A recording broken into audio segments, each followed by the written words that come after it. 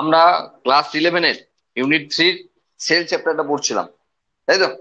এবং আমরা এর আগে দুটো ক্লাস করেছি। তো আজকে সেই হিসাবে পার্ট 3। এর আগে পর্যন্ত আমরা যে জায়গাগুলো কভার করেছি, প্রোক্যারিওটিক সেল মনে হয়, প্রোক্যারিওটিক সেল পর্যন্ত কভার হয়েছে। আজকে ইউক্যারিওটিক সেল থেকে শুরু হবে।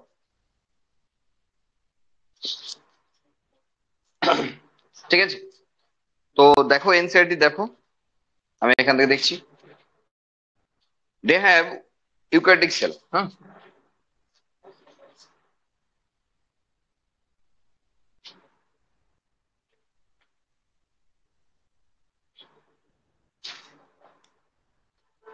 they have well organized membrane bound nucleus and organelles।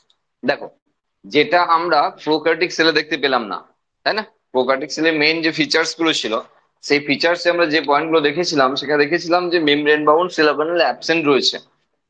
একমাত্র সেল অর্গানেলস হিসাবে ছিল রাইবোজোম, তারপর মেমব্রেন ছিল না, সুতরাং অসুবিধা নাই কিছু। Membrane bound cell organelle absent ছিল। তো এখানে ইউক্যারিওটিক সেলের ক্ষেত্রে মেমব্রেন বাউন্ড সেল অর্গানেল এবং অবভিয়াসলি সঙ্গে নিউক্লিয়াসও পড়ে, নিউক্লিয়াস প্রেজেন্ট রয়েছে। আর সেই জন্য একে ইউক্যারিওটিক বলা হয়। হ্যাঁ, ইউ মানে ট্রু আর ক্যারিয়ন মানে নিউক্লিয়াস, তাহলে eukaryotic cell. Presence of membrane membranes gives clear compartmentalisation of cytoplasm. দেখো, এই যে বিভিন্ন ধরনের মেমব্রেন বাউন্ড সেল অর্গানেল রয়েছে, বিশেষ করে এন্ডোপ্লাজমিক রেটিকুলাম রয়েছে বলে একটা সেলের ক্ষেত্রে তাকে ডিফারেন্ট কম্পার্টমেন্টে ভাগ করতে পেরেছে। যদিও এটা সেলকে এইভাবে আঁকা উচিত নয়, এটা ক্যান্সার সেল হয়ে গেল। মোটামুটি সেলকে গোল আঁকা যায় না, কারণ একমাত্র ক্যান্সার সেলই গোল হয়। বাকি সব ক্ষেত্রেই এরকম একটু আধটু তো টেরা বাঁকা করতেই হয়, নাহলে সেলটা ঠিকঠাক বোঝানো যায় না। যাই হোক, তো এটা যদি নিউক্লিয়াস হয়, তো বিভিন্ন সেল অর্গানেলস, তার মধ্যে ধরো এন্ডোপ্লাজমিক রেটিকুলাম আমরা যদি দেখাই, দেখো কম্পার্টমেন্টে ভাগ করলো। তার মানে আরো যদি এন্ডোপ্লাজমিক রেটিকুলাম গুলোকে আমরা দেখাই রাফলি, হ্যাঁ, তো দেখা যাচ্ছে এটা একটা কম্পার্টমেন্ট, এটা একটা কম্পার্টমেন্ট, এইভাবে এদিকে এদিকে এদিকে এদিকে বিভিন্ন কম্পার্টমেন্টে ভাগ করেছে। কেন করতেই হয় এটা? তার কারণ একটা সেলের মধ্যে মোটামুটি, মানুষের ক্ষেত্রে বলছি, একটা সেলের মধ্যে মোটামুটি 5,000 কেমিক্যাল রিয়াকশন হয়। এবার এই 5,000 কেমিক্যাল রিয়াকশন হওয়ার জন্য যদি জায়গাটা স্পেসিফিক না হয়, স্পেশালাইজেশন না থাকে, তাহলে একে অপরের সঙ্গে বিক্রিয়া করে ফেলবে।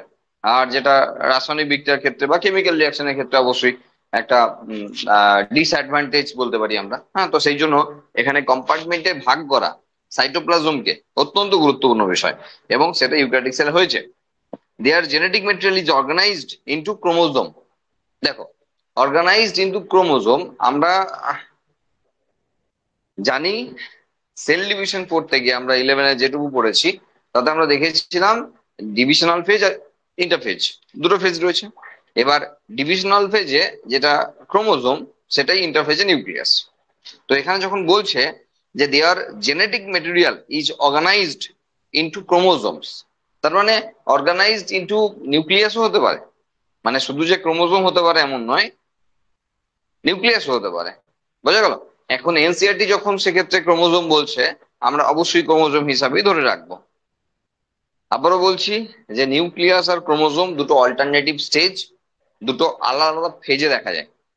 তো সেক্ষেত্রে আমরা এই যে অর্গানাইজড ইনটু ক্রোমোজোম লেখা আছে, এখানে আমরা মনে মনে ভাবতেও পারি যে অর্গানাইজড ইনটু নিউক্লিয়াস। তো এনসিইআরটি যেমন আছে তেমনটাই আমাদের মনে রাখাটা ভালো, কারণ জানি আমরা এখানে যেখান থেকে যেহেতু কোশ্চেন আসবে। They have complex locomotory and cytoskeletal structures. মানে ইউক্যারিওটিক সেল যদি বলি, তাহলে সেক্ষেত্রে লোকোমোটরি অর্গান আছে এমন বলতে পারি না, ঠিক আছে? কিন্তু যদি ইউক্যারিওটিক অর্গানিজম হয়, তাহলে সেক্ষেত্রে বিভিন্ন অর্গানিজমের ক্ষেত্রে তাদের লোকোমোশন দরকার হতে পারে। আর সেক্ষেত্রে লোকোমোটরি অর্গানের কথা বলা আছে। মানে তুমি যদি ভাবো এপিথেলিয়াল সেল লোকোমোশন করবে, এমন তো নয়, তাই না? আর সেক্ষেত্রে যদি অ্যামিবা হয়, যদি প্যারামেসিয়াম হয়, যদি ইউগ্লিনা হয়, তাহলে ইউনিসেলুলার, তাহলে ইউক্যারিওটিক সেল, তাদের মুভমেন্টের প্রয়োজন আছে। তো সেই ক্ষেত্রে কথাটি মানে অ্যাড করা আছে। এবং সাইটোস্কেলেটাল স্ট্রাকচার অবভিয়াসলি প্রত্যেকের থাকবে। সাইটোপ্লাজমের মধ্যে যে কেমিক্যাল স্ট্রাকচার থাকছে প্রোটিন দ্বারা তৈরি, তাকে সাইটোস্কেলেটাল স্ট্রাকচার বলা হয়। ওকে, এই মোটামুটি ইউক্যারিওটিক সেলের ক্ষেত্রে ছিল যেটা বলছিলাম সাইটোস্কেলেটাল স্ট্রাকচার। দেখো এই সাইটোস্কেলেটাল স্ট্রাকচার যদি না থাকে তাহলে আগে যে ছবিটা এঁকেছিলাম না ক্যান্সার সেল, তার ওই অবস্থা হবে। সাইটোস্কেলেটাল স্ট্রাকচার আছে বলে, সাইটোস্কেলেটাল প্রোটিন আছে বলে সেলটার একটা নির্দিষ্ট শেপ আছে। ক্যান্সার সেলে সেল গোল গোল হয়, তার কারণ সাইটোস্কেলেটাল প্রোটিন নষ্ট হয়ে যায়, মানে কোনো সাইটোস্কেলেটাল স্ট্রাকচার থাকে না, আর সেই জন্য সারফেস টেনশনের জন্য একটা গোল আকার ধারণ করে। ওকে, এটা হলো কারণ। তো অবশ্যই এখানে সাইটোস্কেলেটাল স্ট্রাকচার রয়েছে। এরপর রয়েছে cell organelles, different types of cell organelles যেগুলো ইউক্যারিওটিক সেলের ক্ষেত্রে রয়েছে। প্রথমেই রয়েছে সেল মেমব্রেন। দেখো অবশ্যই প্রত্যেকটা সেল অর্গানেলকে ইলাবোরেটলি আলোচনা করতে হবে, যতটা আমরা এনসিইআরটি তে পাচ্ছি ভালো, আর তারপর যেগুলো এনসিইআরটি তে পাচ্ছি না সেগুলো আমরা কিন্তু অ্যাড করবো। হ্যাঁ, কিছুটা কিছুটা করে অ্যাড করতে হবে, নাহলে কিন্তু বোঝার ক্ষেত্রে সমস্যা হতে পারে। আচ্ছা, chemical studies on human RBCs show that cell membrane is composed of a lipid bilayer, protein and carbohydrate. দেখো রবার্টসন সায়েন্টিস্ট, যিনি প্রথম সেল মেমব্রেনের কেমিক্যাল স্ট্রাকচার দেন, ঠিক আছে, এবং তার যে মডেল ছিল সেটা হলো unit membrane model. Unit membrane model. তো রবার্টসন যেটা বলেছিলেন যে একটা সেল মেমব্রেন, একটা সেলের ক্ষেত্রে যে সেল মেমব্রেন, এটা তাহলে সেল মেমব্রেন, একটা সেলের ক্ষেত্রে যে সেল মেমব্রেন সেটা প্রোটিন, লিপিড, প্রোটিন দিয়ে তৈরি। এরপর ওয়াইডলি অ্যাকসেপ্টেড, দেখো প্রচুর থিওরি সেল মেমব্রেন রিলেটেড আছে, সেগুলো অতটা অ্যাকসেপ্টেড না। রবার্টসনের পর যাকে আমরা মানে সর্বসম্মতিক্রমে গ্রহণ করতে পারি বা করেছে সবাই, সেটা হলো ফ্লুইড মোজাইক মডেল, সিঙ্গার এবং নিকলসনের। ঠিক আছে, তাহলে সেক্ষেত্রে আমরাও তাই করব, সিলেবাসে আছে ফ্লুইড মোজাইক মডেল। তো সিঙ্গার এবং নিকলসন এই দুজন সায়েন্টিস্ট বলছেন যে রবার্টসন যা বলেছেন তা ঠিকই আছে, অসুবিধা কিছু নাই, তবে এখানে যেটা প্রোটিন লিপিড প্রোটিন বলেছিলেন সেটা প্রোটিন লিপিড লিপিড প্রোটিন হবে, মানে লিপিডের বাইলেয়ার হবে, লিপিডের বাইলেয়ার হবে। তবে যদি মনে মনে তুমি ভেবে থাকো যে এটা ওই কেক বা স্যান্ডউইচের মতো লেয়ার বাই লেয়ার, তা কিন্তু নয়। তা আমরা জানি মানে একটার পর একটা লেয়ার চাপানো আছে কেকে, এরকম না। মানে এমন নয় যে প্রোটিনটা বাইরের দিকে আছে, আচ্ছা বুঝেছি, তারপরে লিপিড আছে, তারপরে আবার একটা লিপিডের লেয়ার আছে, তারপরে প্রোটিন আছে, এরকম করে নাই। তো সেটাকে আমাদের স্টাডি করতে হবে যে কিভাবে আছে। আচ্ছা, তাহলে প্রথম কেমিক্যাল স্টাডি হয়েছিল সেল মেমব্রেনকে স্টাডি করার জন্য, যে স্টাডি হয়েছিল আর কি, সেটা হিউম্যান আরবিসির উপর হয়েছিল। একটা সুবিধা আছে, তার কারণের জন্য হিউম্যান আরবিসি কে চুজ করা হয়েছিল। কেন? সেটা হলো আরবিসি এমন একটি সেল যার ক্ষেত্রে কোনো সেল অর্গানেলস নেই, তাহলে ভিতরে কোনো অর্গানেলস নেই, নিউক্লিয়াস নেই, বাকি সব অর্গানেলস নেই। তাহলে সেই অর্থে সেলটা শুধুমাত্র হিমোগ্লোবিন ছাড়া আর কিছু নেই। তাহলে সেক্ষেত্রে যদি হিমোগ্লোবিন ছাড়া আর কেউ না থাকে, তাহলে সেই সেলটার মেমব্রেনকে স্টাডি করাটা অনেকটা ইজি, যেহেতু কারোর সঙ্গে ওই কোনো কানেকশন থাকবে না। বোঝা গেল? তাহলে মেমব্রেনটা ইউনিট আকারে থাকবে, সিঙ্গেল থাকবে, ফলে ওটাকে স্টাডি করা সুবিধা হবে, সেই জন্য আরবিসির উপর স্টাডি করা হয়েছিল। ওকে, আচ্ছা, তাহলে বলছেন যে লিপিডের বাইলেয়ার রয়েছে, প্রোটিন রয়েছে, আর কার্বোহাইড্রেট রয়েছে, তিনটে জিনিস রয়েছে। লিপিড মেনলি ফসফোগ্লিসারলডিহাইড, গ্লিসারাইড, ফসফোগ্লিসার মানে ফসফরিক ফসফোপ্রোটিন যেটা হয় আর কি, সেই ফসফোপ্রোটিন এখানে থাকে। ঠিক আছে, সরি, ফসফোলিপিড এখানে থাকে, প্রোটিন না, ফসফোলিপিড এখানে থাকে। Have outer polar head and the inner hydrophobic tails, so that the non-polar tail is saturated hydrocarbons is protected from aqueous environment। বলছি দেখো এই যে ফ্লুইড মোজাইক মডেলের যে বিষয়, ধরো আমরা একটা আউটলাইন আঁকছি, এটা ধরো একটা সেলের ক্ষেত্রে আউটলাইন, ঠিক আছে, মেমব্রেন আর কি, সেল মেমব্রেন। তাহলে এখানে কেমন আছে বিষয়টা, আছে এরকম যে লিপিডের যে বাইলেয়ার, সেই বাইলেয়ারটা আছে এরকম করে, লিপিডের বাইলেয়ারটা আছে এরকম করে। এই লিপিডটাকে বলা হয় ফসফোলিপিড। আমরা যখন বায়োমলিকুলস পড়বো, যখন ডিফারেন্ট টাইপসের লিপিডকে পড়বো তখন আমরা ফসফোলিপিডের গঠন দেখব। ঠিক আছে, দেখবো আমরা যে একটা যে ট্রাইগ্লিসারাইড, যাকে টিপিক্যাল ফ্যাট মলিকিউল বলা হয়, আদর্শ ফ্যাট মলিকিউল হিসেবে ট্রাইগ্লিসারাইড কে বলা হয়। একটা 1 molecule of glycerol and 3 molecules of fatty acid একসঙ্গে ফিউজ করে এবং ট্রাইগ্লিসারাইড ফর্ম করে। সেই ট্রাইগ্লিসারাইড কিভাবে ফসফোলিপিড ফর্ম করে সেটা আমরা ডিটেল কেমিক্যালি দেখবো ওখানে, কেমিক্যাল স্ট্রাকচার হিসাবে। এখানে আমরা জাস্ট বুঝিয়ে দিচ্ছি এইভাবে যে একটা ফসফোলিপিডের ক্ষেত্রে দুটো জিনিস থাকে। একটা হলো এরকম গোল মতো স্ট্রাকচার, যেটাকে পোলার হেড বলা হয়, এটাকে পোলার রিজিয়ন বলা হয়। আর এই যে এই অংশটা, এটাকে বলা হয় নন পোলার টেল। নন পোলার টেল, তাহলে পোলার হেড আর নন পোলার টেল সেটারই ডবল লেয়ার দেওয়া আছে। তো এই পোলার এন্ড যেটা, সেটা হলো হাইড্রোফিলিক ইন নেচার, আর যেটা নন পোলার সেটা হাইড্রোফোবিক ইন নেচার। ফোবিয়া মানে জ্বর, ফোবিয়া মানে জ্বর, হাইড্রো মানে জল, তার মানে জলের প্রতি মানে কোনো ভাব নাই আর কি, জল বিদ্বেষী যাকে বলা হয় বাংলায়। ঠিক আছে, হাইড্রোফোবিক ইন নেচার, তার মানে এই জলের কাছাকাছি থাকতে চাইবে না। তাই চাইবেই বা কেন? এ তো ফ্যাটি ফ্যাটি অ্যাসিডের চেন, তাই না? তাহলে ফ্যাটি অ্যাসিডের চেন কখনোই জলের কাছাকাছি থাকতে চাইবে না। ঠিক উল্টো দিকে পোলার এন্ড, পোলার এন্ডে আছে অ্যালকোহল, আর আমরা জানি অ্যালকোহল জলের সঙ্গে কি সুন্দর মেশে। হ্যাঁ, তাদের একটু বেশি জানে। তো সেখানে হাইড্রোফিলিক ইন নেচার, ফিলিক মানে হলো ভালোবাসা, তার জলের প্রতি ভালোবাসা আছে।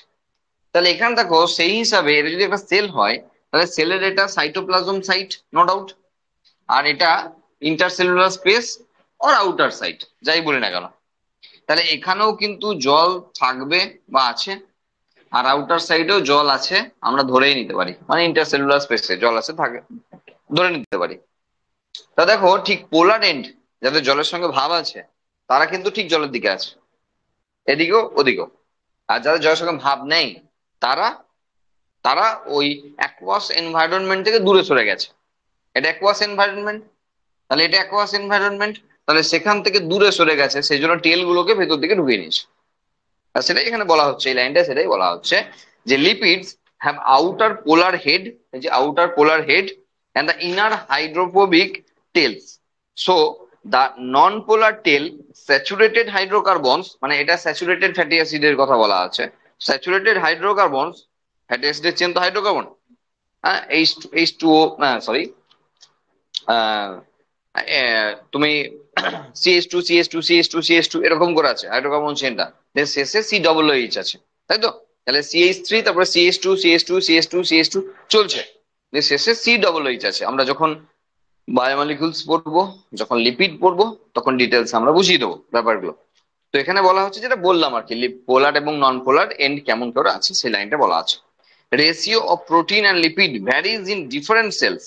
As for example, in human RBC, membrane has 52% protein and 40% lipids. তাহলে কোনটা কত পার্সেন্টেজে আছে সেই জিনিসটাও কিন্তু এখানে উল্লেখ করা রয়েছে। অবশ্যই এটা আমরা জাস্ট লাইক ডেটা হিসাবে আমরা মাথায় রাখবো, হ্যাঁ, মানে বোঝানোর কিছু নাই। Based on the age of extension, membrane proteins are two types. Integral protein, যেটা partially or totally buried in membrane, আর বলছো peripheral protein lie on the surface of the membrane. কেমন দেখো, বলছি আরো কিছু এক্সট্রা কথা আগে বলে নি। এই যে ফ্লুইড মোজাইক মডেলের কথা বলা আছে, সেই ফ্লুইড মোজাইক মডেলের নাম কেন হয়েছে সেটা নেক্সট প্যারাতে দেওয়া আছে। এর আগে যেটা বলা হচ্ছে যে দুই ধরনের প্রোটিন আছে, তারা কিভাবে রয়েছে সেই অনুযায়ী। তো একটাকে বলা হচ্ছে ইন্টিগ্রাল প্রোটিন, যেটা partially or totally buried in the cell membrane, মানে এরকম। এটা যদি সেল মেমব্রেনের ফসফোলিপিড লেয়ারটা হয়, তাহলে ধরো এখান থেকে, ধরো এটা একটা চ্যানেল প্রোটিন, ঠিক আছে, এটা চ্যানেল প্রোটিন, তাহলে টোটালি বারিড না ফসফোলিপিডের মধ্যে। অথবা এমনও হতে পারে যে এরকম partially buried,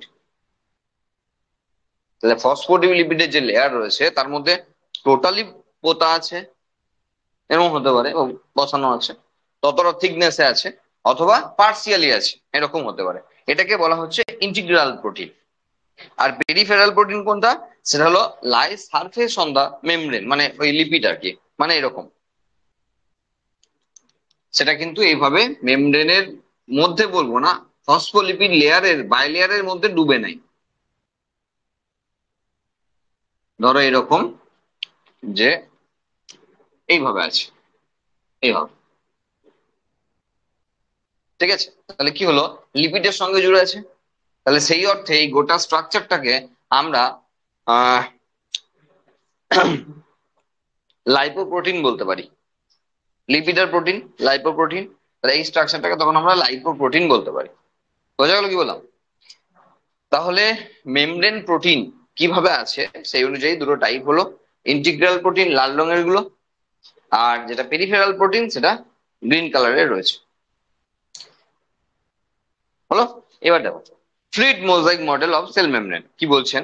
proposed by Singer and Nicolson 1972। According to this, the quasi fluid, এই যে কোয়াসি ফ্লুইড টার্মটা খুব উল্লেখযোগ্য, মানে খুব ইম্পর্টেন্ট টার্ম। কোয়াসি ফ্লুইড বলছি আমরা, nature of lipid enables lateral movement of proteins within the overall layer.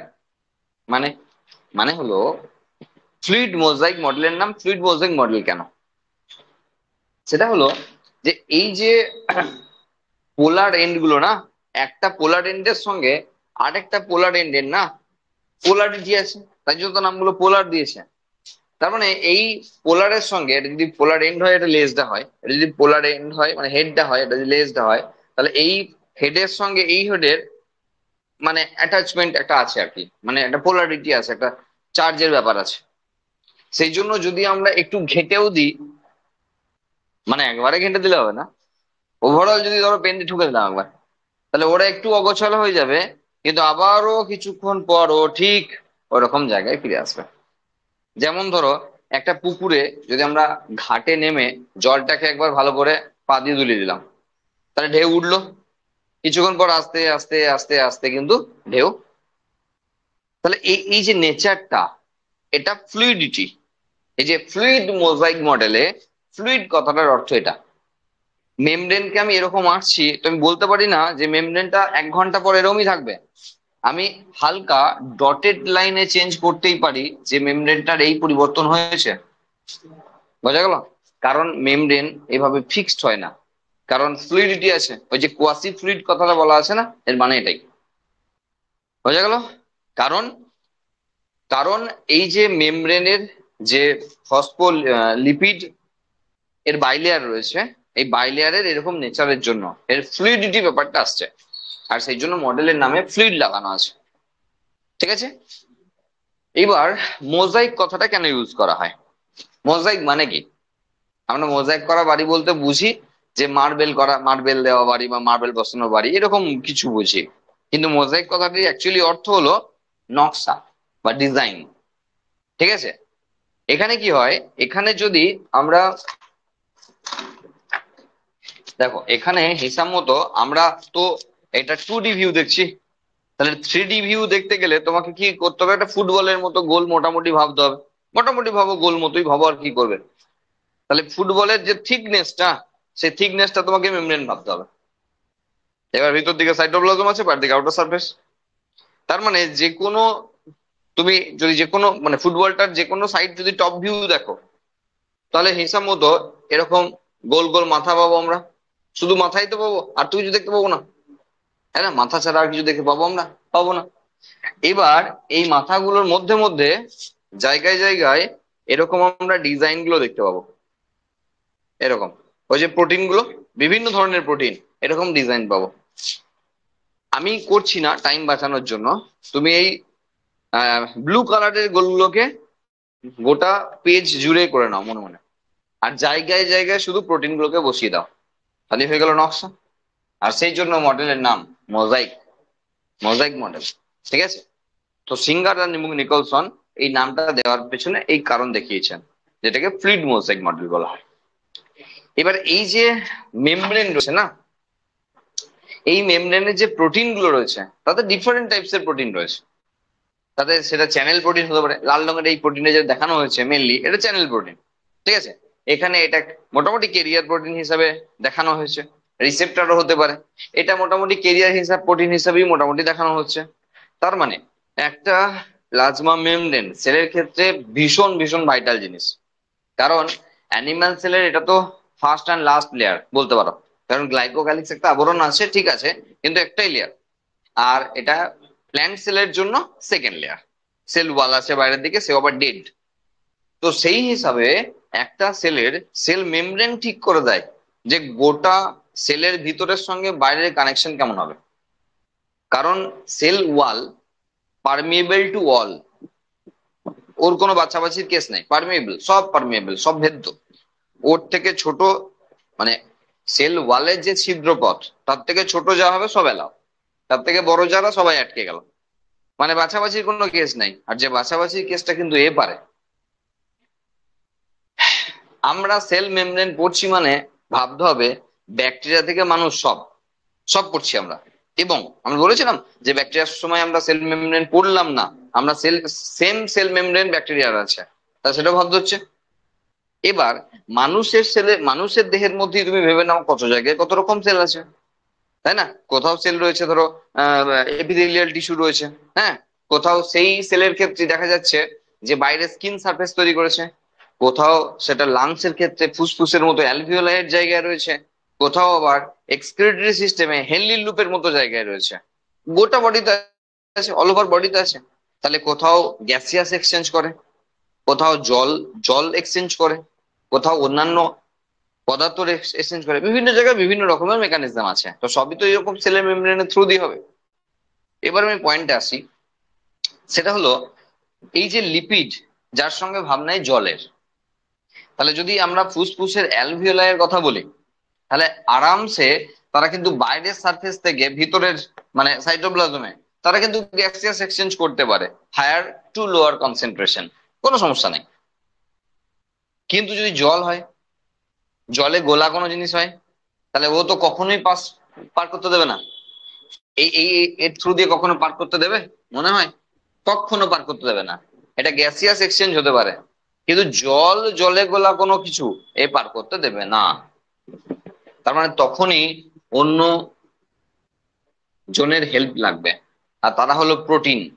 কারণ প্রোটিনের সঙ্গে জলের ভীষণ ভাব না। মাংসতে খুব জল দিয়ে বিক্রি করে, আরামসে জল দিয়ে বিক্রি করে।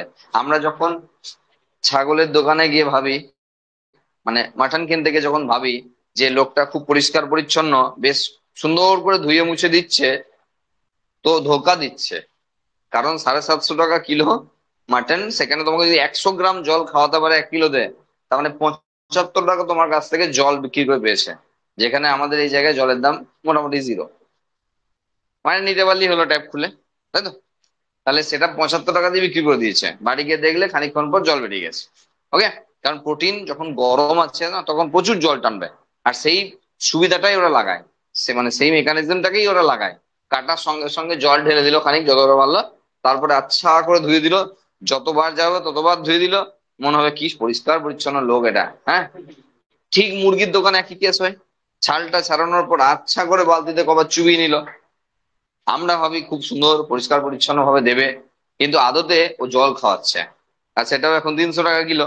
তাহলে তোমাকে 100 গ্রামও যদি খাওয়াতে পারে তাহলে 30 টাকা খাওয়াবে তোমাকে জল। বোঝা গেল? তো এটা হলো কারণ। তাহলে প্লাস প্রোটিনের সঙ্গে যেহেতু জলের ভাব আছে, তাহলে জলের সঙ্গে গোলা অথবা জল অথবা জলের সঙ্গে গোলা যে কোনো কিছু তা মেমব্রেনের থ্রু দিয়ে পাস করবে। দেখো এই সেই মেমব্রেন যার উপর বেস করে আমাদের মানুষদের এইচআইভি হচ্ছে, গরুর হচ্ছে না। পাখির যখন বার্ড ফ্লু হচ্ছে তখন আমাদের হচ্ছে না। তাহলে সেটাই প্লাজমা মেমব্রেন যার উপর রিসেপ্টর প্রোটিন আছে। বিশাল ব্যাপার, প্লাজমা মেমব্রেন মানে তুমি বিশাল জিনিস পড়ছো, ঠিক আছে। কারণ এর এরিয়া বিশাল, বলতে গেলে শুধু এখানেই বসে থাকতে পারি সারাদিন। তো এগুলো তো আমরা ফালতু বকবো না, এনসিইআরটির বাইরে বেশি বুক বলে হবে না, শেষ হবে না। তো আমরা আশা করি বোঝাতে পেরেছি কেন মোজাইক মডেল বলা হয়েছে, ফ্লুইড মোজাইক মডেল কেন বলা হচ্ছে। ওকে, আমরা আসি যেটুকু আছে সেই জায়গায়। Proposed by Singer and Nicholson, according to this, the quasi-fluid nature of lipids enable to lateral movement of proteins within overall bilayer, দেখো ল্যাটারাল মুভমেন্ট করতে পারছে, ঠিক আছে। ল্যাটারাল মুভমেন্ট করানোর অর্থ হলো একটা প্রোটিন সে কিন্তু দেখো এইখান থেকে এই মুভমেন্টটা তার দরকার হয় না, কারণ এই মুভমেন্টটার জন্য চ্যানেল আছে। ইলেকট্রন ট্রান্সপোর্ট সিস্টেম মনে আছে?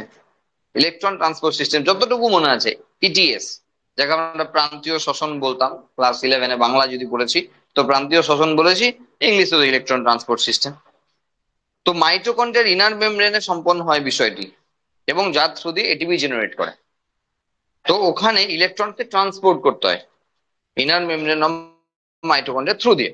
তাহলে 100 দিনের কাজ যেমন 100 দিনের কাজ হয় না, যে মাটি একজন নিয়ে মাটি অন্যজনের মাথায় দিল, আবার ফাঁকা ঝুড়িটা নিয়ে এই জনকে দিল, আবার ওর কাছ থেকে নিল, আবার নিয়ে ওকে দিল। এই জিনিসটা করে ইলেকট্রন ট্রান্সপোর্ট সিস্টেমে প্রোটিন গুলো। তাহলে এখানে ধরো একটা প্রোটিন আছে, সাপোজ এখানে একটা প্রোটিন আছে, সাপোজ এখানে একটা প্রোটিন আছে, তো এ ওকে দিল, আগের জায়গায় ফিরে গেল, এ একে দিল, আগের জায়গায় ফিরে গেল। তাহলে ইলেকট্রনটা এখান থেকে এখানে, এখান থেকে এখানে, বুঝা যাচ্ছে? তো ওটাই বলেছে এখানে যে এই ধরনের মুভমেন্টে হেল্প করে ওভারঅল বাইলিয়ার। আচ্ছা, this ability to move within the membrane is measured as it's fluidity. এটা দিয়ে কিন্তু মেজার করা হয় তার ফ্লুইড নেচারটার, যেটা আমরা আগে বলে দিলাম, ঠিক আছে। আচ্ছা, নেক্সট দেখো function, transport of the molecules. The membrane is selectively permeable to some molecules present on either side of it. Either side মানে এদিকে সাইটোপ্লাজমের দিকে এবং আউটার সাইডে, আইদার সাইড বলছে। আমরা বিভিন্ন ধরনের মেমব্রেনের কথা বলে দিই। দেখো 4 রকমের মেমব্রেন হয়, যা পড়তে হবে ফটাফট পড়তে হবে, বেশি টাইম দেওয়া যাবে না। সেটা হলো পারমিয়েবল, যেটা সেল ওয়াল উদাহরণ রয়েছে, হ্যাঁ, পারমিয়েবল টু অল, এর থেকে ছোট যারা সব। আচ্ছা, রয়েছে ইমপারমিয়েবল, পারমিয়েবল, ইমপারমিয়েবল। যেমন ধরো ওই রাবার, রাবারের পর্দা। এই যে একটা ফুটবলকে নিয়ে 11টা 22টা ছেলে সারা বর্ষাকাল লাফালো, একটু ভেতরে জল ঢুকলো না, কারণ ইমপারমিয়েবল টু অল। হাওয়াও বেরোয়নি। এবার তুমি বলতে পারো হাওয়া মাঝে মাঝে দিতে হয়, সেটা যে জায়গা দিয়ে হাওয়া ভরে না, ওখানে লিক হয় হালকা, ওইখান দিয়ে বেরোয়, কিন্তু রাবারের মেমব্রেন দিয়ে হাওয়া বেরোয় না। বোঝা গেল? তার মানে হলো ইমপারমিয়েবল। তাহলে পারমিয়েবল মেমব্রেনের উদাহরণ হলো, সেই অর্থে মেমব্রেন বলা যায় না, পারমিয়েবল উদাহরণ হলো সেল ওয়াল, এটা হলো রাবারের মেমব্রেন। আর একটা রয়েছে সেমি পারমিয়েবল, সেমি পারমিয়েবল, যেটাতেও আমরা সেল মেমব্রেনকে আনতে পারি না, কারণ এখানে আসবে পার্চমেন্ট পেপার, টিস্যু পেপার, এসব ওই সেদ্ধ ডিমের উপরে যে একটা কাভারিং থাকে না, খোসাটা ছাড়িয়ে নেওয়ার পর একটা সাদা কাভারিং থাকে, ওটা, এগুলো সব সেমি পারমিয়েবল। মানে হলো যে এই যদি মেমব্রেন হয়, এর থেকে ছোট যারা তারা পাস, এর থেকে বড় যারা তারা আটকে যাবে। মানে এখানে যদি এটা হয়, তাহলে এখান থেকে এখানে আসতে পারবে, কিন্তু যদি এটা হয় আটকে গেল। এটা সেমি পারমিয়েবল। সেল মেমব্রেন এর উদাহরণেও নাই, কারণ সেল মেমব্রেন আছে 4th টাইপে, সেটা হলো সিলেক্টিভলি পারমিয়েবল মেমব্রেন, পছন্দ মাফিক ভেদ্য পর্দা বলা হয় বাংলায়। মানে এর থেকে ছোট হলেই যে পাস করবে তা নয়, মেমব্রেন যদি চায় তাহলে পাস করবে, না আটকে দেবে। বোঝা গেল? মানে আগে কি ছিল, এটার ক্ষেত্রে কি বলছি, যে ছোট হলে পাস করে যাবে, কোনো ব্যাপার না। ক্লাস 6 থেকে পড়ে আসছি আমরা ওই ওই কেলাসন পদ্ধতি বা এইসব, আমরা এইসব আরম্ভ করেছিলাম আমরা। কাদা গোলা জল, হ্যাঁ, সেটা একটা গ্লাসের মধ্যে রেখে একটা টিস্যু পেপারকে ভাঁজ করে মুড়িয়ে ঢেলে দিয়েছিলাম, দিয়ে তলায় দেখা যাচ্ছে জল ফিল্টার হয়ে নামছে, পরিষ্কার সাদা জল নামছে। একাধিক ফিল্টার পেপারকে ইউজ করলে জল তত পরিষ্কার হবে, এসব আমরা পড়েছিলাম, ক্লাস 6 থেকে পড়ছি। তো আমরা বলছি সেই মেমব্রেনের কথাও আমরা বলিনি এখানে। আমরা যা পড়ছি আপাতত সেটা হলো এটা, সিলেক্টিভলি পারমিয়েবল মেমব্রেন, যেখানে ছোটরাও সবসময় এলাও না, বড় তো এলাও, বড় এলাও কিনা এটাও বিষয় আছে বলছি, ছোটরাও সবসময় এলাও নয়। যদি মেমব্রেন চায় তাহলে এলাও হবে, ঠিক আছে। আর যদি না চায় তাহলে ছোট হলেও এলাও হবে না। এবার রইলো বাকি বড় এলাও হবে কিনা। তার জন্য এখানে অন্য একটা বিষয় শুনতে হবে তোমাকে। সেটা হলো, ধরো ধরো এটা লোয়ার কনসেন্ট্রেশন, এটা হলো হায়ার কনসেন্ট্রেশন। তাহলে হিসাব বলছে যে হায়ার টু লোয়ারে যাবে যদি সেটা ডিফিউশন, থ্রু ডিফিউশন হয়, তাই তো? তাহলে এর থ্রু দিয়ে হায়ার টু লোয়ারে যাবে। আচ্ছা, এবার যদি উল্টোটা করতে হয়, যে এখানেই হাই আছে এখানে লো আছে, তবুও সেল চাইছে আমি ভেতরে ঢোকাবো। যেমন অনেক সময় গাছ মিনারেলস অ্যাবজর্পশনের সময় করে, যে মাটিতে খনিজ লবণ কম আছে সেই তুলনায় গাছে বেশি আছে, তবুও গাছ কোনো রিস্ক নিতে চাইছে না, যে আমি পারবো যখন এটা আমি তুলে নিই। তখন লোয়ার টু হায়ারে আসতে হয়। আর তখন কিন্তু এরকম করে হবে না, তখন এই প্রোটিন গুলো হেল্প নিতে হবে, এটিপি খরচা করতে হবে। আর সেটাও কিন্তু মেমব্রেন প্রোটিন গুলো থ্রু দিয়ে হয়। আর সেই অর্থে লার্জার মলিকিউলও, যা ছিদ্রপথ দেখাচ্ছি না, তার থেকে বড় কাউকেও কিন্তু প্রবেশ করিয়ে দিতে পারে থ্রু মেমব্রেন প্রোটিন। বোঝা গেল?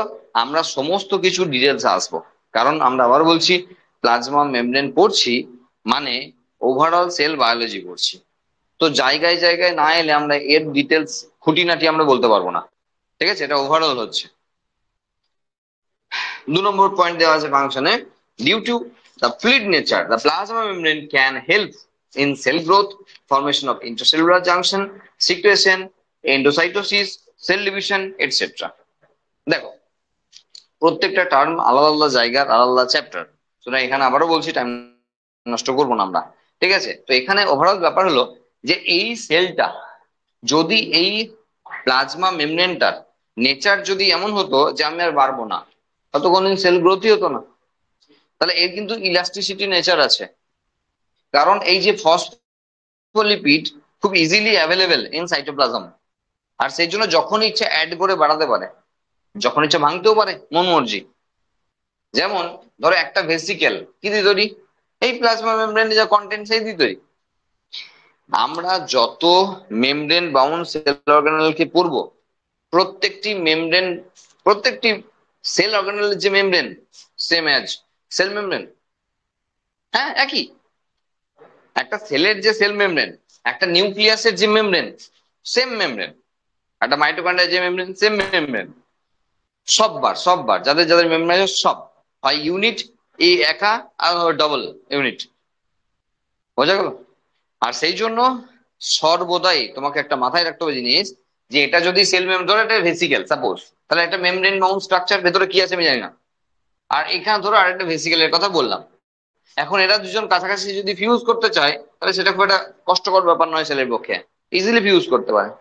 যেমন লাইসোজোমের ক্ষেত্রে বিভিন্ন সেল অর্গানেলস কে ফ্যাগোসাইটোসিস পদ্ধতি ধরার পর লাইসোজোমের কাছে এনে ফিউজ করে দেয়, আর লাইসোজোমে যত এনজাইম ঢুকে যায় এর মধ্যে সব নষ্ট করে দেয়। তো একটা জিনিস মনে রাখতে হবে তোমাকে, এই মেমব্রেন যখন ইচ্ছা তৈরিও হতে পারে, যখন ইচ্ছা নষ্টও করে ফেলতে পারে, কারণ এটা খুব ইজিলি অ্যাভেলেবেল। বোঝা গেল? তো সেই জিনিসটা তোমাকে মাথায় রাখতে হবে, না হলে তুমি এই intercellular junction, secretion, endocytosis, exocytosis, cell division, cell growth এসব বুঝতে পারবে না। তাহলে যদি মনে হচ্ছে যে সাইটোপ্লাজমের মধ্যে অনেক কিছু ঢোকাচ্ছে আর বড় করব, তাহলে যদি এটা বড় না হয় তাহলে কি করা হবে? হ্যাঁ, তাহলে সেল মেমব্রেনকে তো তার ইলাস্টিসিটি নেচার দেখাতেই হবে, তারপর তো সেলটা গ্রোথ হবে। একটা যে কোনো সেল সেল ডিভিশনের আগে গ্রোথে যায়, সেটা মিওসিস হোক বা মাইটোসিস হোক। তাহলে সেই সেল গ্রোথ হতে গেলে মেমব্রেনের এই যে ফেসিলিটি বা এই যে নেচার, তা দেখাতেই হবে।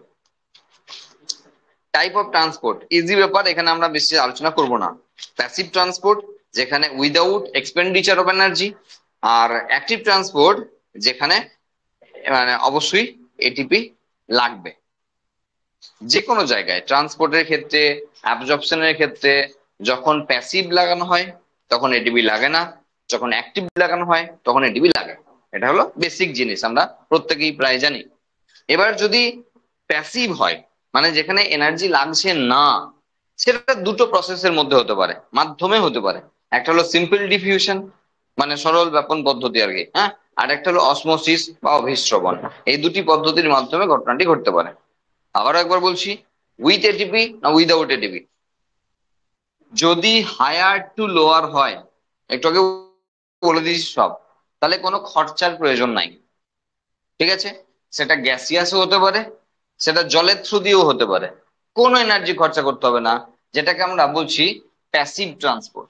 প্যাসিভ ট্রান্সপোর্ট, কারণ উইদাউট এক্সপেন্ডিচার অফ এনার্জি, যেটা নর্মালি হওয়ার কথা। ভাগ্যিস হয়, কেন?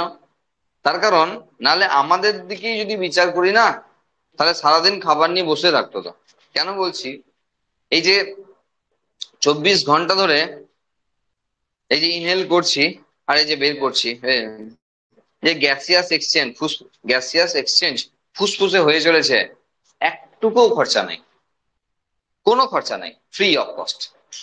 মানে এখানে কস্ট মানে অবশ্যই এটিপি, সেলের জন্য তো এনার্জি কারেন্সি, তাই না? তাহলে এটিপির কোনো খরচা নাই। যদি খরচা হতো তাহলে কি হতো বলো? আমি বললাম খাবার নিয়ে বসে থাকতে হতো, আমি শ্বাস নেবো তাই খাবার আমাকে খেতেই হবে, সমানে আমাকে এটিপির জন্য তেল ঢেলেই যেতে হবে, তাহলে তো ফুরিয়ে যাবে। বোঝা গেল?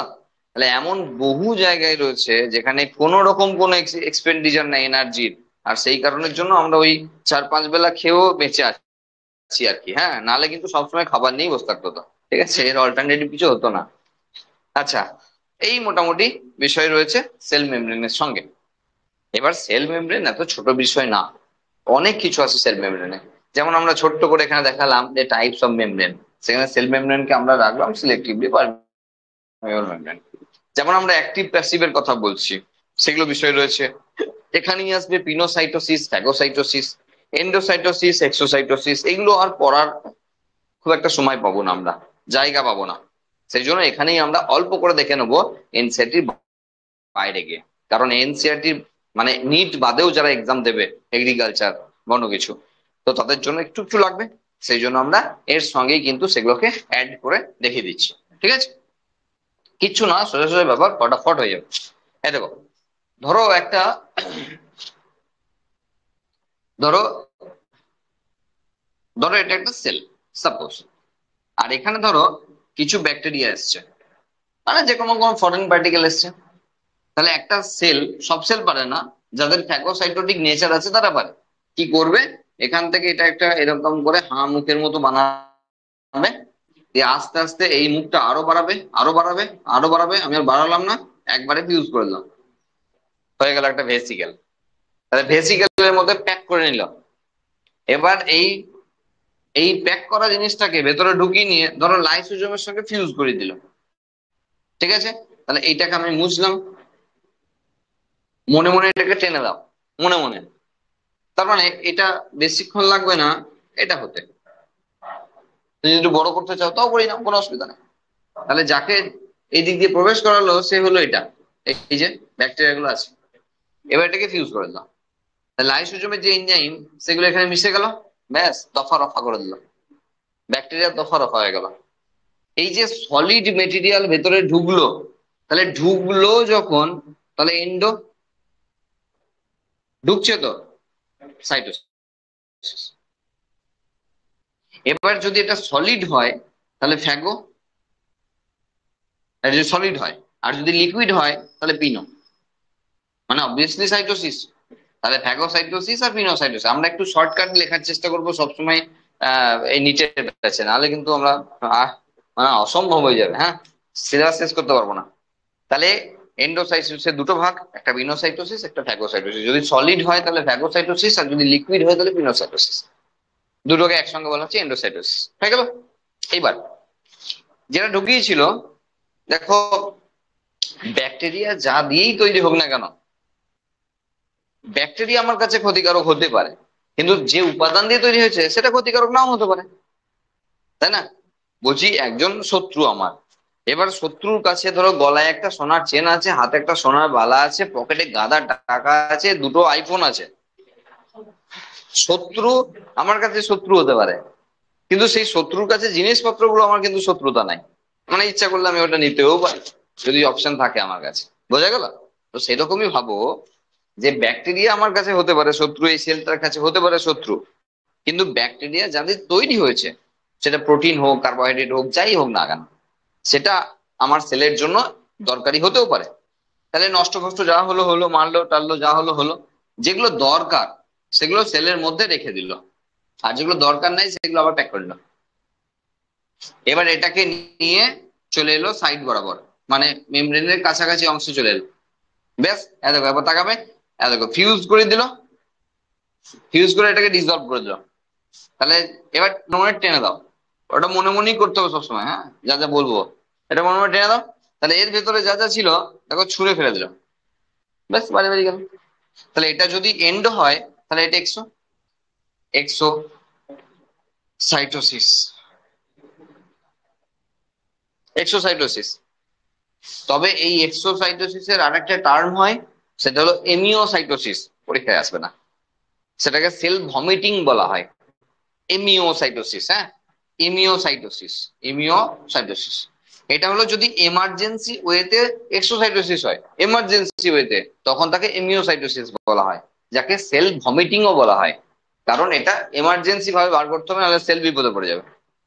মানে এমন নয় যে সেল সবসময় কোনো ফরেন পার্টিকেলকে নিল বলে হজম করতে পারবে।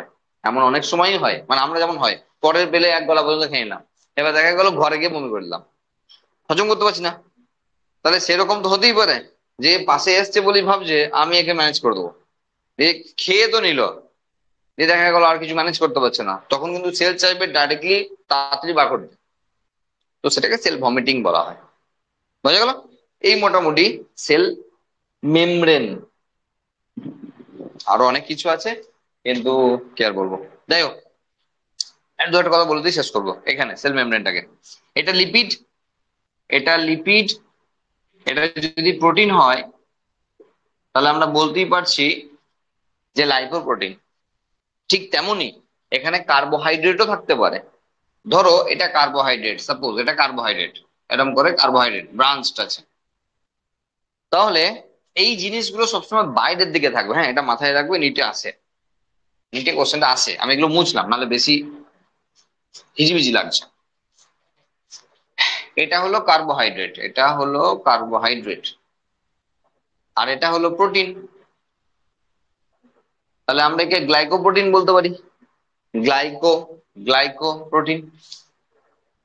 এইটা কিন্তু লিপিডের সঙ্গেও থাকতে পারে, মানে এই কার্বোহাইড্রেটের চেন গুলো লিপিড বা প্রোটিনের সঙ্গে থাকতে পারে। তবে মাথায় রাখার বিষয় একটাই, যে সেটা সবসময় বাইরের দিকে, ভিতরের দিকে না। কেন? খুব স্বাভাবিক। ধরো একটা ঘর, সেই ঘরে যদি কোনো মানে খোঁচা খুচি কিছু থাকে, তাহলে আমি সেটা ভেতর দিকে রাখতে যাবো না বাইরে দিকে রাখতে যাবো? বাইরে দিকে রাখবো। তাহলে মানে মাটির বাড়ি তৈরি করা হচ্ছে, বাঁশ দিয়ে তৈরি করা হচ্ছে, বাঁশের অনেকটা অংশ বাড়তে আছে, আমি কাটতে চাইছি না, পরে আবার খুলেও দিতে পারি, সেই জন্য কাটতে চাইছি না, তাহলে বাঁশটাকে বাইরেই রাখবো না, না ভেতরে রাখবো? বাইরে রাখবো। তো সেই রকম আর কি, যদি খোঁচাখুচি যা আছে না সব বাইরের দিকে, হ্যাঁ, এটা মাথায় রাখবো, তাহলে